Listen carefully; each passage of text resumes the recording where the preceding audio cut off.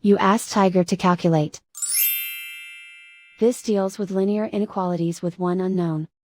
The final result is b greater than -1. Let's solve it step by step. Group all constants on the right side of the inequality.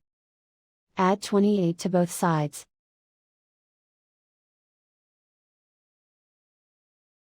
Simplify the arithmetic.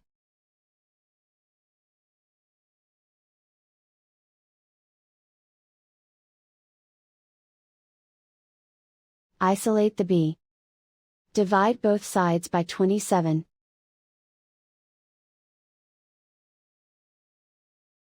Simplify the fraction.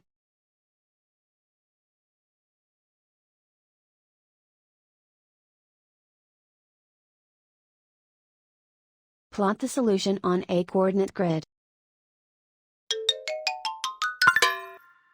And so the final result is b greater than -1.